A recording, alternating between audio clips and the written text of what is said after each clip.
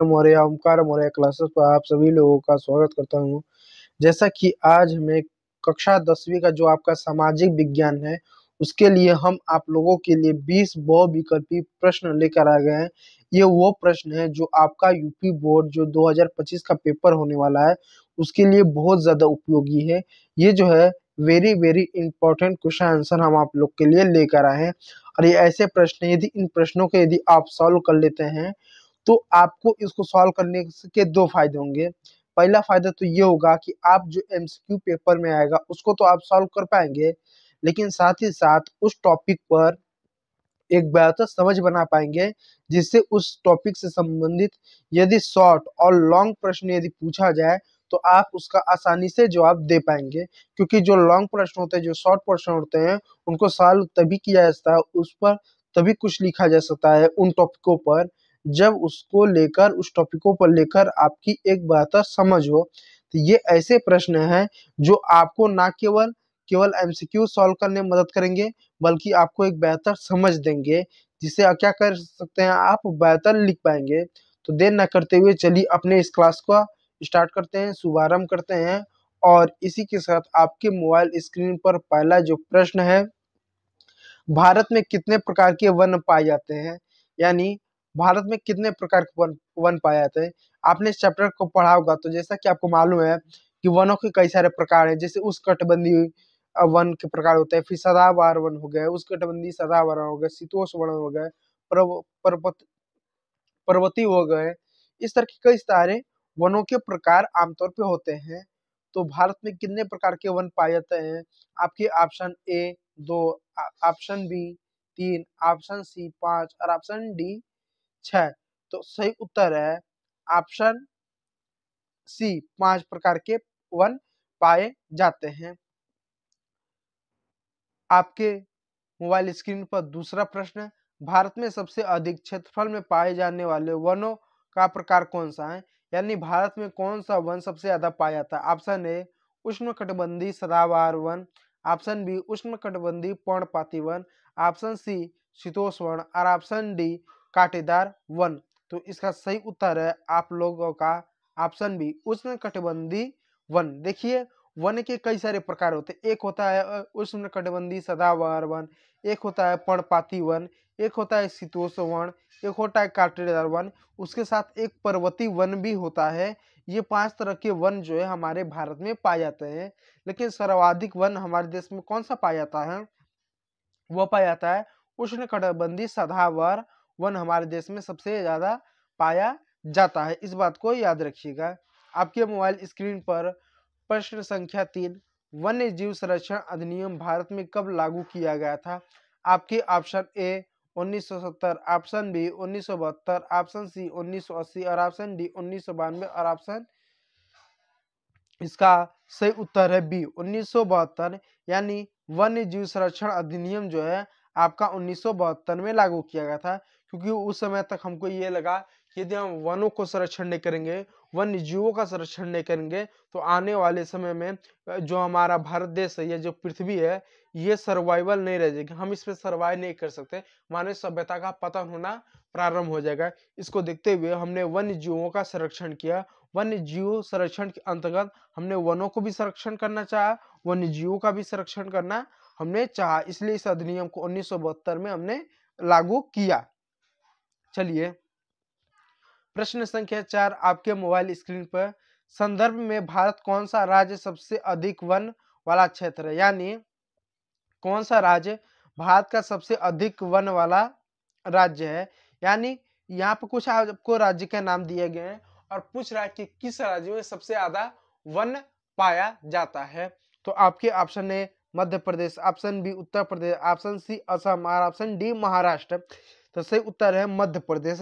मध्य प्रदेश भारत का इकलौता ऐसा राज्य है जहां पर सर्वाधिक आपको क्या, सर्वाधिक आपको सबसे ज्यादा मध्य प्रदेश में ही आपको वन देखने को मिलेगा, पेड़ पौधे आपको देखने को मिलेंगे। ऑप्शन आपका जो है वो सही है, मध्य प्रदेश।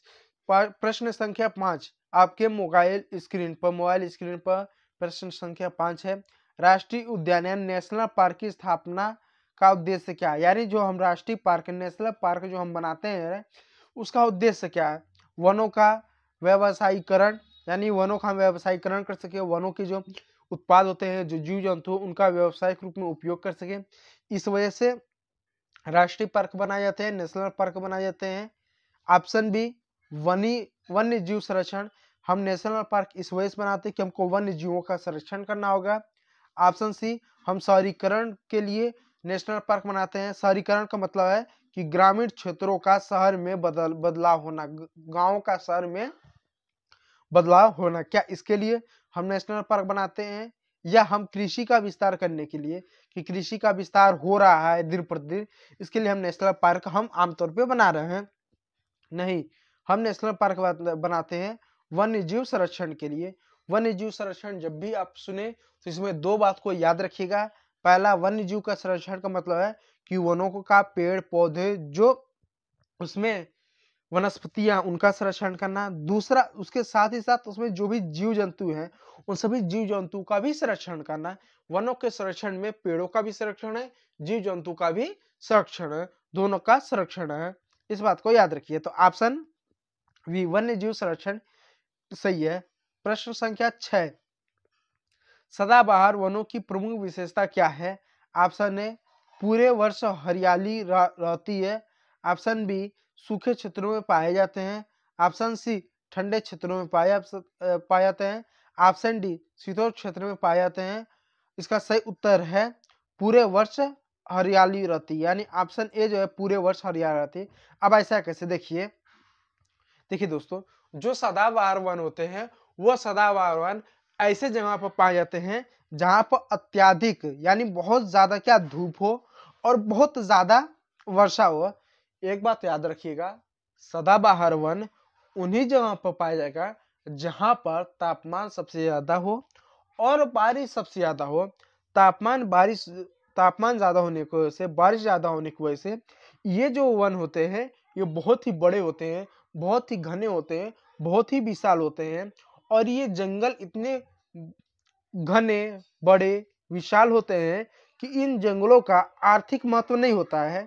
इन वनों का आर्थिक महत्व नहीं होता है। आर्थिक महत्व का मतलब हुआ, यदि आप सोचे कि सदाबहार वनों को काटकर आप उनकी लकड़ियों का फर्नीचर के रूप में उपयोग करें, इन सभी चीजों के रूप में उपयोग करें, तो इन जंगलों के पेड़ों का आर्थिक महत्व नहीं है। इनका फर्नीचर के रूप में लकड़ियों का उपयोग नहीं कर सकते। लेकिन ये जो पेड़ हैं ये पर्यावरणीय रूप से, ये भौगोलिक रूप से बहुत ज्यादा उपयोगी है, क्योंकि ये जो पेड़ होते हैं ये सबसे ज्यादा ऑक्सीजन देते हैं। यानी इन जंगलों में सबसे ज्यादा आपको ऑक्सीजन देखने मिलता है। ये बड़े पैमाने पर क्या करते हैं, कार्बन डाइऑक्साइड को अपने अंदर लेते हैं। इसलिए इन पेड़ों का आर्थिक महत्व नहीं है। यदि मान लीजिए आपने सदाबहार वन का कोई आपने एक पेड़ लिया और उसको काट दिया, काटने के बाद यदि आपने एक दरवाजा बना भी लिया तो उस दरवाजे को खोलने के लिए 2 लोग चाहिए और बंद करने के लिए 2 लोग चाहिए, क्योंकि जो सदाबहार वन के जो पेड़ होते हैं बहुत ही भारी होते हैं, क्योंकि इसमें साल भर वर्षा होती है। साल भर वर्षा होने की वजह से इसमें इतना ज्यादा पानी भर जाता है, ये इतना ज्यादा भारी होता है ना कि दरवाजा बनाने पर 2 लोग खोलने और बंद करने के लिए चाहिए। इसलिए इनकी लकड़ियों का प्रयोग हम फर्नीचर के लिए या अन्य किसी भी उद्योग कार्य में हम इनका प्रयोग नहीं कर सकते। इन पेड़ों का बस महत्व पर्यावरणीय है कि पर्यावरण को सुरक्षित रखते हैं, ऑक्सीजन को बढ़ाते हैं, कार्बन डाइऑक्साइड को कम करते हैं, बहुत सारे जीवों के लिए घर देते हैं। इसके लिए ये क्या उपयोगी होते हैं। और एक बात याद रखिएगा, जो कि सबसे ज्यादा यहाँ हमेशा बारिश होती है।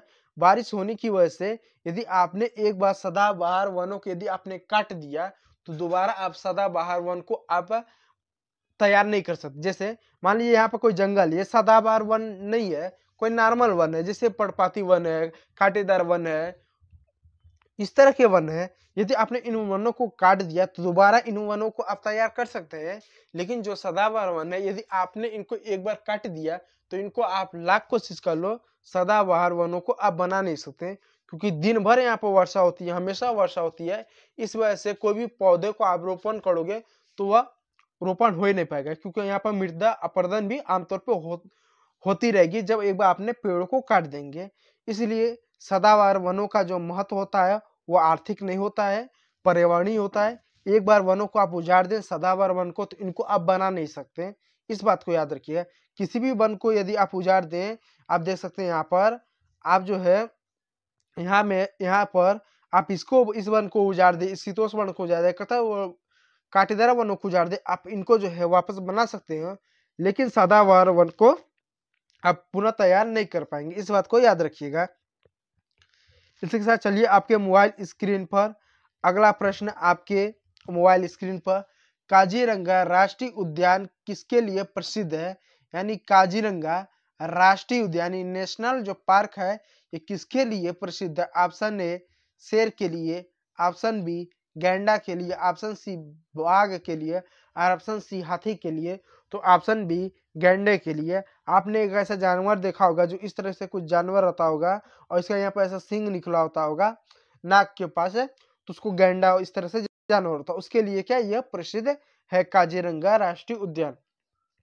भारत में कुल कितने जैव विविधता वाले क्षेत्र हैं? यानी biodiversity hotspot. Option A 2, option B 4, option C 6 और ऑप्शन डी 8। यानी भारत में कितने जैव विविधता वाले क्षेत्र? ऑप्शन डी 4 है। हमारे देश में बायोडायवर्सिटी हॉटस्पॉट 4 है।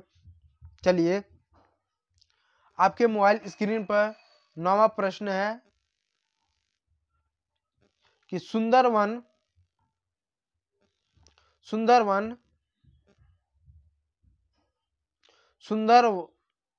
एक सेकेंड,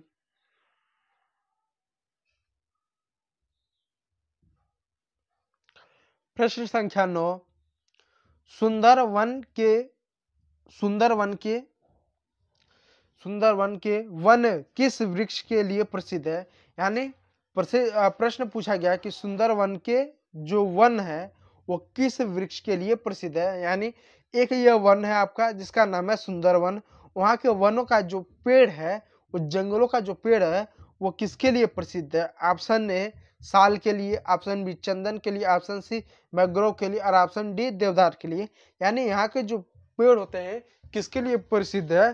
तो मैंग्रोव के लिए प्रसिद्ध है। अब ये मैंग्रोव क्या होता है? देखिए मैंग्रोव एक प्रकार का ऐसा पेड़ है जो खारे पानी में सर्वाइव कर सकता है, खारे पानी में सर्वाइव कर सकता है। तो जो सुंदरवन डेल्टा है वो हमारे बंगाल में पड़ता है, पश्चिम बंगाल। जैसे मान लिया बंगाल है और ये समुद्र का इलाका है, तो यहाँ पर समुद्र का इलाका है। अब ऐसा समझिए, जैसे मान लीजिए ये जमीन है, ये समुद्र है, तो ये वाला जो आपका इलाका है, ये वाला आपका इलाका है, ये ऐसा इलाका है जहां पर आपको कुछ कुछ जमीन का हिस्सा भी देखने को मिल रहा है, कुछ कुछ समुद्र का हिस्सा मिल रहा है। और यहाँ आपका जो जमीन है कैसा वो खारा है, वहां मिट्टी कैसे एक तरह से खारा है, तो यहाँ पर मैंग्रोव वन पाए जाते हैं। और वहां पर क्या मैंग्रोव वन पाए जाते हैं, और मैंग्रोव वन पाए जाते हैं। और जो मैंग्रोव वन पाए जाते हैं इस वनों को हम क्या बोलते हैं? सुंदर वन कहते हैं। क्यों सुंदर वन कहते हैं? इस वजह से कि सुंदर दिखते हैं, दिखने में तो बड़े भयानक दिखते हैं, लेकिन यहाँ पर सुंदरी नामक पौधे पाए जाते हैं, सुंदरी नामक पेड़ पाए जाते हैं, इस वजह से इसका नाम सुंदर वन कहा जाता है। ये जंगल बड़े भयानक, लेकिन नाम सुंदर इस वजह से रखा गया है क्योंकि सुंदरी नाम के पेड़ पौधे पाए जाते हैं। तो सुंदरी नाम के पेड़ पौधे पाए जाते हैं। जो सुंदरी नाम पेड़ पौधे कैसे होते हैं? ये मैंग्रोव होते हैं, यानी खारे पानी में सर्वाइव कर सकते हैं। क्योंकि हमारे यहाँ अगर आप यूपी के जैसे आप बच्चे हैं, हम यूपी बोर्ड के बच्चों पढ़ाते हैं, तो आपने जो देखा हुआ जो नीम का पेड़ होता है, जो आम का पेड़ होता है, जो पीपल का पेड़ होता है, बरगद का पेड़ होता है, ये क्या खारे पानी में रहता है? क्या नहीं रहता है। लेकिन वहां का जो मैंग्रोव वन जितने होते हैं, विश्व में कहीं पर भी यदि आपको मैंग्रोव वन दिखेगा तो वो खारे पानी में ही दिखेगा। इनको खारे पानी में ही ये सर्वाइव कर सकते हैं। इनका स्थान है खारा पानी, खारे पानी में ही रह सकते हैं। और मैंग्रोव वन खारा पानी में रहता है, और खारे पानी में यहाँ पर आपको सुंदरी नामक आपको पेड़ पौधे देखने को मिलते हैं। इस वजह से यहाँ के वनों को हम सुंदर वन करते हैं, सुंदर वन इस वजह से कहते हैं। एक बात और याद रखिए, वन जो है सुंदर नहीं है, बहुत खूंखार है, बहुत डरावना है, तो उस नाम पे मत जाइएगा, इस बात को याद रखिएगा। चलिए अगला प्रश्न आपके मोबाइल स्क्रीन पे, वन्य जीव सुरक्षा के लिए भारत का पहला प्रोजेक्ट कौन सा था? यानी वन्य जीवों की सुरक्षा के लिए हमारा पहला प्रोजेक्ट क्या था? Option A project tiger, option B project elephant, option C project lion और ऑप्शन डी प्रोजेक्ट गैंडा। तो प्रोजेक्ट टाइगर यह हमारा वन जीव सुरक्षा अधिनियम के लिए हमने प्रयास किया था कि हम टाइगरों को सुरक्षित करें।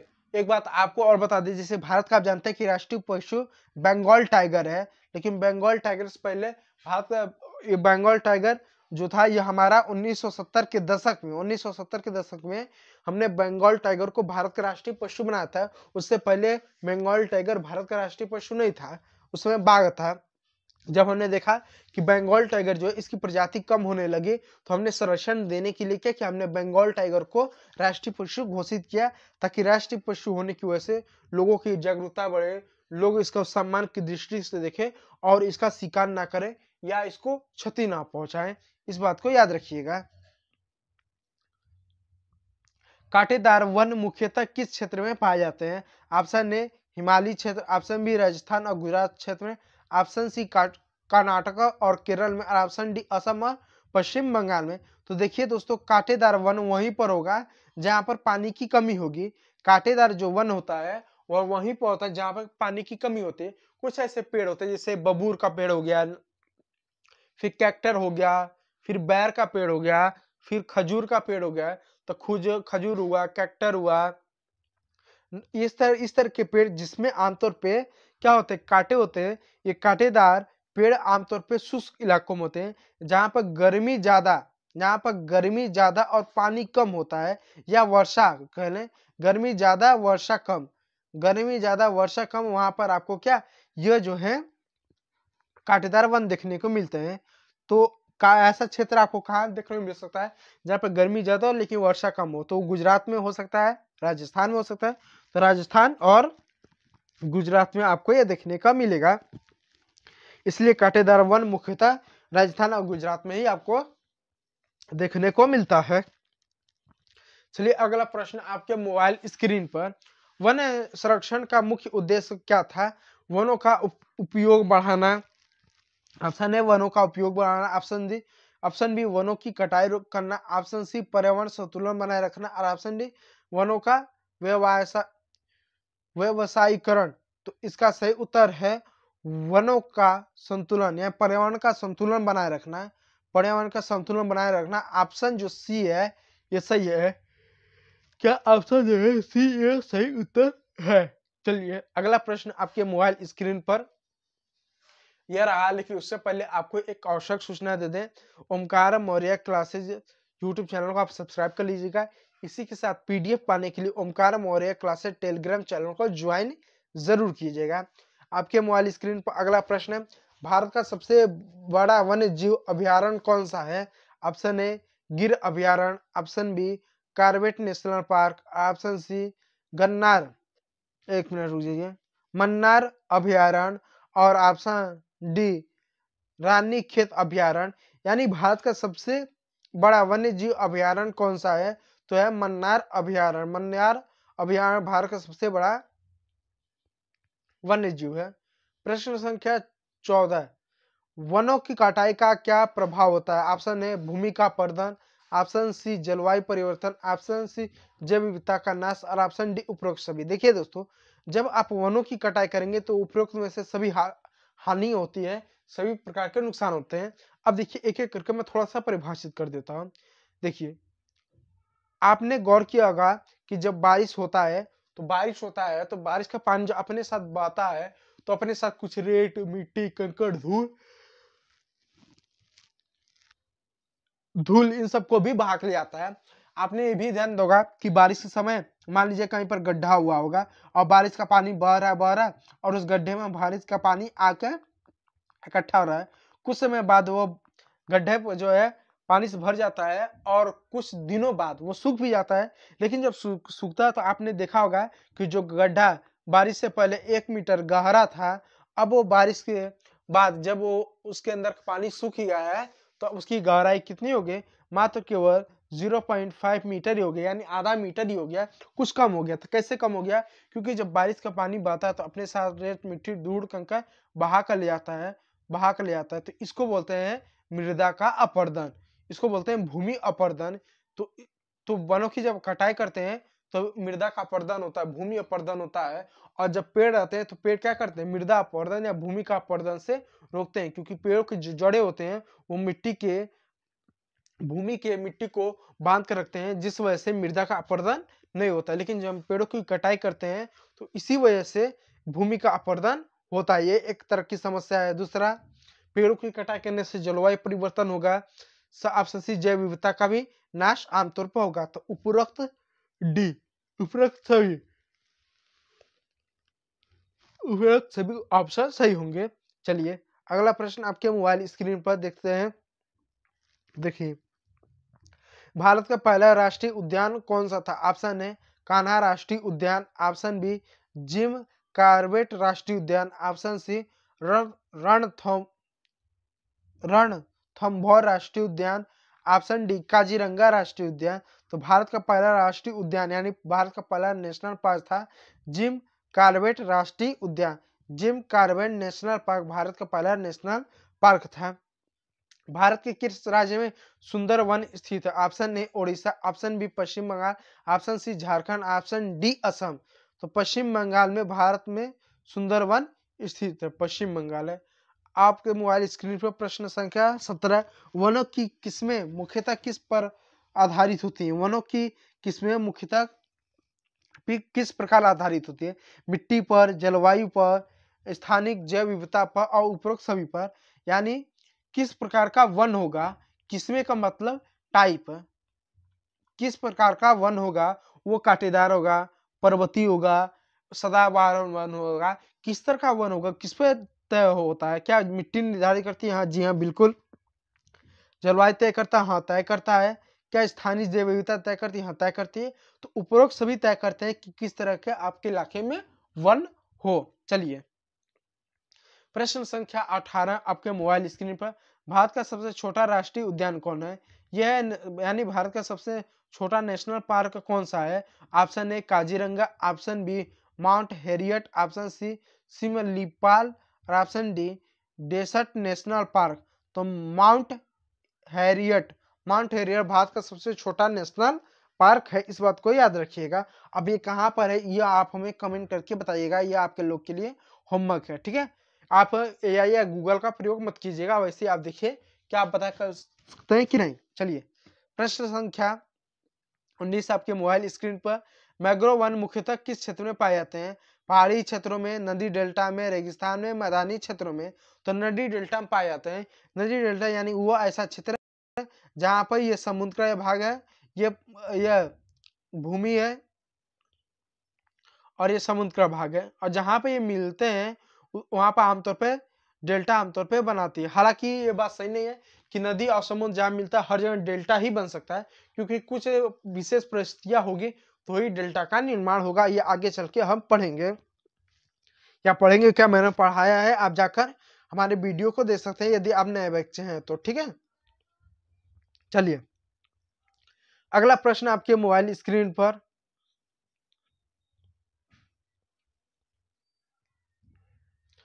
कुल जैव विविधता का कौन सा या कितना प्रतिशत भारत में मौजूद है? आप कितना कर लीजिए, कुल जैव विविधता का कितना प्रतिशत भारत में मौजूद है? कुल जैव विविधता का कितना प्रतिशत भारत में मौजूद है? Option A 2%, option B 5%, option C 8%, option B 12%। यानी पूरे विश्व का कुल जैव विविधता का 8% भारत में उपस्थित है। तो ऑप्शन सी क्या है? सही उत्तर है, इसको आप याद रखिएगा।